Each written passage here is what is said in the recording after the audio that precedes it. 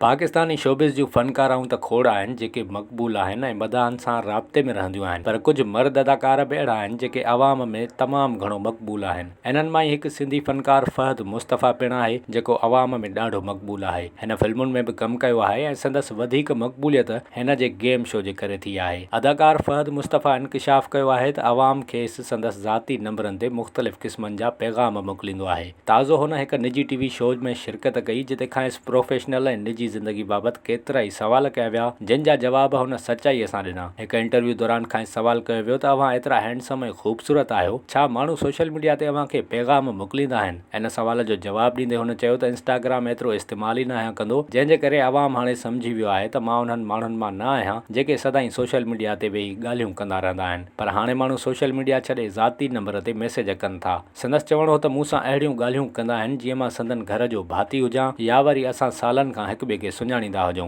फ़हद मुस्तफ़ा खे अहिड़ी ॻाल्हि पसंदि ईंदी आहे। हुन चयो त इहा ॻाल्हि सुठी लॻंदी आहे छो त अवाम जो अहिड़ो पंहिंजाइप जो अहसासु हिकु फ़नकार लाइ वॾी ॻाल्हि हूंदो आहे त संदसि मदाह खेसि एतिरो पसंदि कनि था ऐं पंहिंजो सम्झनि था। हुन इहो बि चयो त ख़बर न आहे त संदसि फ़ोन नंबर माण्हुनि वटि कीअं आयो आहे ऐं थी सघे थो त कंहिं वायरल कयो हुजे। घणो करे फ़हद मुस्तफ़ा बयाननि ऐं तकरारनि खां परे रहंदो आहे, पर हिन वक़्त ताईं हू मुख़्तलिफ़ वक़्तनि ते तनक़ीद जो निशानो बि बणियो आहे। 2022 में हुन हिकु बयानु ॾिनो त संदसि धीअ खे कोरियन बैंड पसंदि आहे, जेको बयानु इंटरनेट वाहिपेदारनि खे पसंदि न आयो हो, ऐं साॻे साल हुन मोबाइल फ़ोन ऐं सोशल मीडिया जे इस्तेमाल जे हवाले सां हिकु बयानु ॾिनो हो जंहिं ते कावड़ जो इज़हार कयो वियो हो। फ़हद मुस्तफ़ा टिकटॉक जी बि सख़्तु मुख़ालफ़त कई हुई, पर हाणे टिकटॉक हर फ़नकार इस्तेमालु करे रहियो आहे। फ़हद मुस्तफ़ा सिंधी फ़नकार सलाहुद्दीन तुनिये जो पुटु आहे ऐं हुन 2006 में लेखका ऐं अदाकारा सना फ़हद सां शादी कई हुई, जिन खे हिकु पुटु ऐं धीउ जो औलाद आहे।